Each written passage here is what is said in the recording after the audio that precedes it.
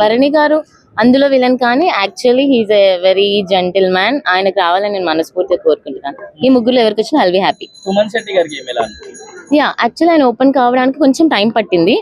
But after that ఆయన dance చేయడం, మాట్లాడడం, గట్టిగా స్టాండ్ తీసుకోవడం అవన్నీ was like he's one man show అన్నమాట. ఆయన ఏదైనా ఆయన అడుగు పెట్టినంత వరకే. ఓకే, సుమన్ శెట్టి గారు సేఫ్ గేమ్ ఆడుతున్నారు అని చెప్పి మాట్లాడుకున్నారు జనాలు.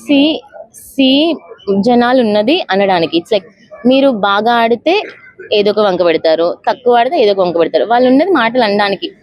ప్రతి ఒక్కరికి ఒక వే ఉంటుంది, అలానే వాళ్ళు ఆడుతూ ఉంటారు అంతే.